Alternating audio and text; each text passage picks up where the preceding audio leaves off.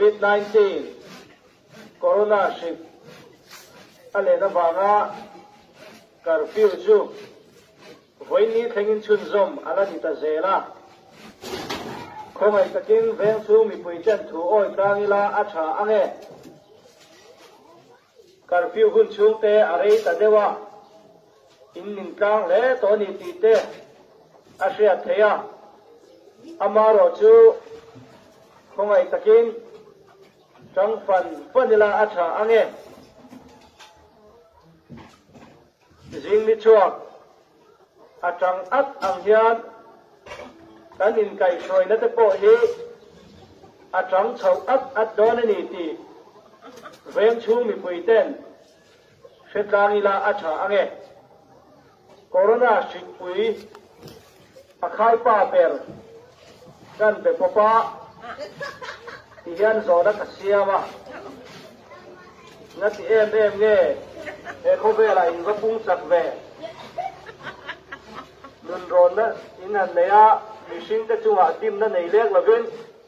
tin na hial in khen tir zum zunga enge om sia tiya zoda kasiam chu ani chuan ti hian in lom chang ani mishing ta hi in lulul ema thoi lo fal in tam lu tuka ram soi tu sarkar tina danan siam te in zom thadu lawa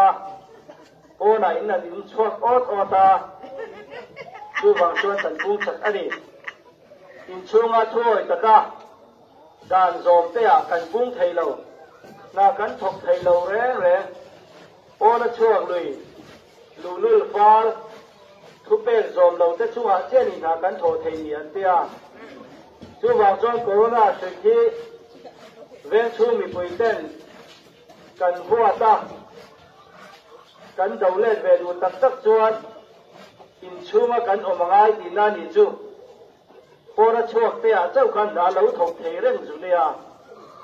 in chunga om te a da lo thok thei reng lo mai chu wang chuan corona sik laga kan hin thei na tur chuan ina kan om tlat angai ti na ni chu ina kan om chuan corona sigian kan nuna kan chunga thunei na anei to do lova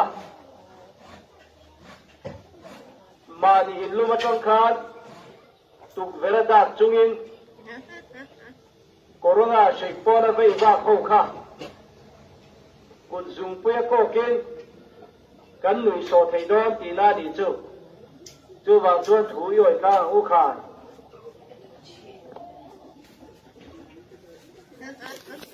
hei hi VC5 tlang awani khozol darngon veng mong cheng ram eng mo e chu an kom chakte ina tuibur le sa da muam turin a chhauti thu kan donga I hol le lo ni chuan khotlang hruai tu te kuta hlan ini ang tuan huna hian kan hruai tu te an ron kal kwal dona man in nei vai chon man in ne na hun mura khan ari pop to mai don ari a mong chu nat takani ang han ngai to chiang teu nau te chung kwa kha ni somli le san somli wat mai an in khung sang ani kha an en ton tlak le seo man to ra an tor na ra ero chu an huwa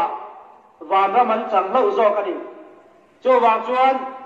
van ram kai kan du chuan he le a hian seom kan tor angai ani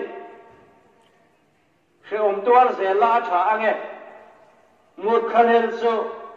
ilo pacheda ange ti te ko hi tun hura hi chuan adik lawani tun kan bo ruak ton atang hi chuan adik lawa tun ang bo ruak ka chuan